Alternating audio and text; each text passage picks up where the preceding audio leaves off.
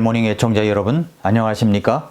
외국에서 있었던 일입니다. 40년간 죄책감으로 시달려온 어느 노인의 이야기를 AP연합통신이 보도했습니다. 그 노인은 아무에게라도 자기 죄를 고백하지 않고서는 더 이상 견딜 수 없을 것만 같아 이대로 지내서는 안 되겠다고 생각했습니다. 그래서 그는 워싱턴의 한 은행에서 수천 달러에 달하는 돈을 횡령한 지 40년이 지나서야 죄를 자백하고 자수하게 되었습니다. 그가 재판부에 회부되자 재판장 앞에서 이렇게 진술했습니다. 제가 40년 동안 이 죄의 문제로 인해 압박을 받아왔으나 최근 들어 나를 너무나 무겁게 짓누르는 통에 도저히 견딜 수가 없었습니다. 모든 진술을 다 들은 재판장은 관용을 베풀어 주었습니다. 이 경우는 벌금이 부과되지 않습니다. 이런 선언을 했습니다. 그러나 그 노인은 이제 그만 청각이 약해져서 이 말을 잘 알아듣지 못했다고 합니다. 우리는 이것을 알아야 됩니다. 어느 누구든지 죄를 숨기고 있으면 결코 자유롭지 못합니다. 죄책감에 시달립니다. 살아가면서 가능한 한 피하고 싶은 감정들이 있습니다. 그것이 바로 죄의식, 후회, 그리고 양심의 가책 등등입니다. 자, 그렇다면 죄책감이란 무엇인가요? 죄책감이란 정의를 보면 내 자신이 하나님의 거룩하신 성품을 모독했다는 사실을 깨닫고 나타나는 개인적인 반응이다. 이렇게 정의되어 있습니다. 로마서 3장 23절에 모든 사람이 죄를 지어 하나님의 영광에 이르지 못했다고 했죠? 하나님께서 무엇보다 기뻐하시는 것은 변할 수 없는 자신의 거룩하신 성품과 의로우신 성품입니다. 하나님께서는 자신의 거룩하신 성품을 거룩의 기준으로 삼고 계시는데 성경은 하나님의 거룩하심에 미치지 못하는 모든 것들은 다 죄라고 분류하고 있습니다. 죄라는 것은 그리스어로 하마르티아라고 합니다. 이것은 하나님의 거룩한 표준을 인간이 맞추지 못하고 빗나간 모든 것을 말합니다. 이것이 바로 죄의 정의입니다. 그러므로 하나님께서 설정하신 기준에 못 미치는 사람들은 죄책감의 고통을 당하게 되는 것입니다. 악한 사람이라고 할지라도 그 사람에게는 양심이라는 것이 있습니다. 양심. 그 양심이 바로 거룩함과 의로움에 대하여 하나님께서 세우신 기준에 도달하지 못하는 자신을 정죄하는 하나님의 음성인 것입니다. 이 세상의 어떤 사람도 거룩함과 의로움에 대하여 하나님께서 세우신 기준에 이르지 못한 자신의 모습을 깨닫게 하고 정죄하는 이러한 내적인 양심의 소리를 소유하지 못할 정도로 그 정도로 타락한 사람은 없습니다. 두 번째로 우리가 봐야 될 것은 사람들은 여러 가지로 죄책감을 느끼지만 대체로 세 가지 문제로 죄책감을 느낍니다. 첫째가 의외로 물질로 인해 죄책감을 느끼는 사람이 많습니다. 부모나 형제 그리고 사업상의 어떤 문제로 금전적인 것이 깨끗하지 못했을 때 그것이 괴로워 죄책감으로 자리 잡은 경우도 있습니다. 두 번째로는 감정적으로 죄책감을 느끼는 사람도 있습니다. 어떤 사건이나 일로 인하여 미안한 마음을 가지고 있다거나 아니면 어떤 실수로 인하여 혼자만이 가지고 있는 감정적으로 죄책감을 느끼는 경우가 있습니다. 세 번째는 성적인 것으로 죄책감을 느끼고 있는 사람도 상당히 많다는 것입니다. 사람들은 이런저런 모습으로 죄책감을 가지고 살아갑니다. 여러분은 어떻습니까? 그러면 세 번째로 죄책감에 대한 반응을 보겠습니다. 사람들은 죄를 짓고 죄책감을 느끼게 되면 여러 가지 방법으로 자신의 죄를 덮어버리려고 합니다. 이것은 불신자들뿐만 아니라 그리스도인들도 마찬가지입니다. 내가 죄를 졌으면 죄를 덮어버리려고 하는 것이 있습니다. 죄책감은 미친 듯이 쾌락을 추구하도록 충동질을 합니다. 그렇게 하여야 자신의 죄를 덮어버릴 수가 있다고 생각하기 때문입니다. 그래서 더 자극적인 쾌락을 찾습니다. 그렇게라도 해야 자신의 저 깊은 곳에서부터 나오는 죄책감을 억누를 수가 있기 때문입니다. 그래서 사람들은 때때로 마약을 찾기도 하고 술을 찾습니다. 알코올을 찾습니다. 그래서 양심을 마비시킵니다.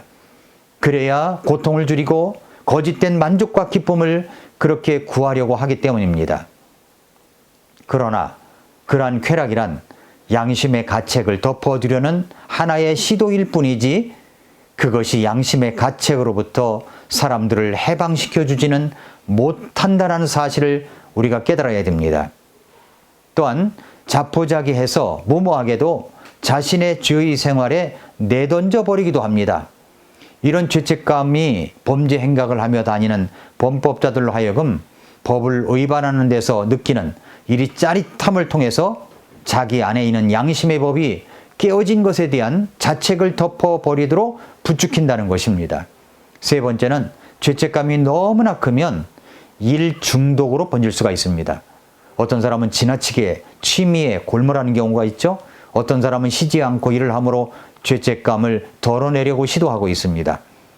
이런 양심의 가책이 불안감을 몰고 옵니다.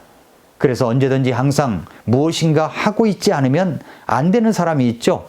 늘 게임에만 몰두한다든가 TV, 드라마, 영화에 빠져 있다든가 또 쉬지 않고 모바일 폰에 빠져 있다든지 누군가 쉬지 않고 전화로 이야기를 한다든지 항상 돌아다녀야만 한다는가 또 무엇인가를 하고 있지 않으면 불안한 사람들이 있습니다. 그렇다는 이야기는 아닙니다만 양심의 가책이 그를 향해 삿대질을 하고 그를 비참한 존재로 만들어 버리기 때문에 이런 사람들이 많이 있다는 겁니다. 물론 다는 그렇지는 않다고 생각합니다. 내가 구원받았다고 하더라도 양심의 가책에 대하여 불신자들과 같은 반응을 보일 수가 있습니다. 우리에게 죄책감이 찾아오면 하나님을 잊어버리게 됩니다. 하나님의 말씀을 들으면 마음의 찔림을 받으니까 말씀과 예배를 멀리합니다. 말씀과 예배를 멀리하시는 분 혹시 여러분의 마음을 점검해 보시기 바랍니다. 자꾸 지각하는 경우가 그럴 수 있습니다. 성령님의 찔림을 느끼지 않게 하기 위하여 지나친 일중심주의자가 되어버리고 쾌락을 추구하기도 합니다. 그리스도인들은 쉬지 않고 일하는 것을 아주 훌륭하게 보이는 방법으로 표출하지만 그것은 사실 내면을 살펴보면 죄책감을 떨쳐버리지 못해서 오는 현상일 수 있다는 것을 생각해야 합니다. 어떤 사람은 아주 고상하게 자신의 죄책감을 덮어버리려고 교회에서 또 봉사를 많이 하는 사람이 있습니다. 예배, 회의, 성경 공부, 지나친 봉사를 한다는 거죠. 그렇게 해서라도 죄책감을 덮어버리려고 시도를 한다는 것입니다. 물론 다는 그렇지 않습니다만 일부가 그럴 수 있다는 거죠. 그러면 네 번째로 죄책감을 해결하려면 어떻게 해야 할까요? 첫째, 모든 죄를 예수 그리스도의 십자가의 피로 용서되었음을 믿으십시오. 하나님께서는 그 죄악을 어떻게 해주셨습니까? 히브리서 9장 12절에 보니까 염소와 송아지의 피가 아니라 자기 피를 힘입어 단 한 번 거룩한 곳에 들어가사 우리를 위하여 영원한 구속을 얻으셨느니라 이렇게 말씀했습니다. 그뿐만 아니라 예레미야 31장 34절에 보면은 내가 그들의 불법을 용서하고 다시는 그들의 죄를 기억하지 아니하리라. 우리 주님이 기억하지 않으신답니다. 우리가 자백하고 회개하면 우리 주님이 기억하지 않으신대요. 히브리서 8장 12절에서 내가 그들의 불의에 대하여 긍휼을 베풀고 다시는 그들의 죄들과 그들의 불법들을 기억하지 아니하리라 하시느니라 말씀했습니다. 또 히브리서 10장 17절에 또 내가 그들의 죄들과 불법들을 다시는 기억하지 아니하리라 하셨느니라. 우리가 하나님 앞에 죄를 회개하고 또는 자백하면 우리의 죄는 단번에 예수님의 피로 다 깨끗하게 용서되었음을 믿어야 합니다. 그러나 살아가면서 죄를 지어 자책감을 갖게 할 수 있죠. 그래서 요한일서 1장 9절 말씀을 우리에게 주셨습니다. 만일 우리가 우리의 죄들을 자백하면 그분께서는 신실하시고 의로우사 우리의 죄들을 용서하시며 모든 불의에서 우리를 깨끗하게 하시느니라 말씀했습니다. 이 말씀을 온전히 믿고 받아들인다면 우리는 우리의 모든 죄를 용서하시는 주님을 믿음으로 죄책감에서 벗어날 수가 있는 것입니다. 그 다음에 또 한 가지 이제 생각해 봐야 될 것이 사탄이 우리의 용서됨을 들추어내어 우리를 고발할 때 어떻게 해야 될까요? 먼저 사탄은 우리를 고발하여 죄책감으로 무너지게 한다는 것을 알아야 됩니다. 그래서 베드로전서 5장 8, 9절에 보면은 정신을 차리라 깨어 있으라 너희 대적 마귀가 울부짖는 사자같이 두루다니며 삼킬 자를 찾는다고 했습니다. 사탄의 특징은 뭐냐면 참소하는 자입니다. 고발자입니다. 그러니까 사탄은 우리에게 있는 구원의 기쁨을 빼앗아가는 장본인입니다. 또 사탄은 우리가 하나님의 자녀가 되는 특권을 잊어버리게 합니다. 잘 기억하세요. 사탄은 또 우리가 과거에 지은 죄를 생각나게 하여 죄책감에 시달리게 합니다. 그렇게 사탄이 우리를 공격할 때 우리는 어떻게 해야 합니까? 베드로전서 5장 9절의 말씀처럼 마귀를 대적하는 것입니다.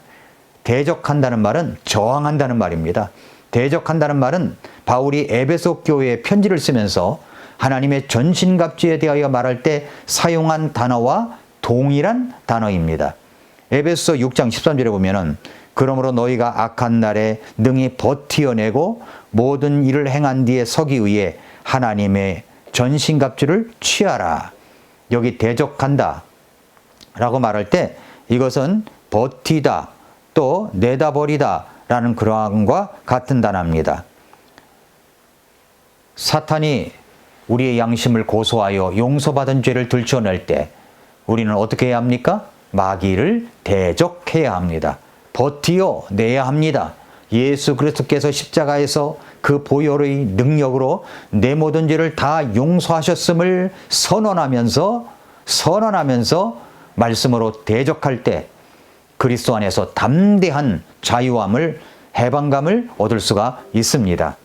사랑하는 성도 여러분, 애청자 여러분, 우리에게 죄책감이 일어날 때 우리는 어떻게 해야 합니까? 정리해 보겠습니다. 먼저 알고 있는 죄에 대해서 자백하십시오. 두 번째, 자백한 죄에 대해서 용서하셨음을 믿으시기 바랍니다. 또한 그래도 사탄이 양심을 들추어내며 용서받은 죄에 대해서 들추어낸다면 마귀를 대적하고 용서하심을 선포하십시오. 예수님을 영접한 사람들의 모든 죄를 기억하지도 않으신다는 사실을 알고 그리고 우리 자신이 받아들여야 합니다. 이 사실을 또한 믿어야 합니다. 이러한 사실은 우리가 죄책감의 문제에 대하여 갖게 되는 확신의 근거입니다. 죄책감은 우리의 기쁨을 무너뜨리려고 하는 사탄이 주는 것이며 우리는 사탄을 그리스도의 보혈로서 대적하고 꾸짖어야 합니다. 예수 그리스도 안에서 우리는 진정한 용서와 회복의 기쁨과 자유를 가지고 살아갈 수 있습니다. 오늘도 예수님 안에서 죄책감에서 해방되어 자유와 기쁨을 가지고 살아가는 우리 성도 여러분, 애청자 여러분들이 되실 수 있으시기를 축복합니다. 오늘도 미라클 모닝입니다.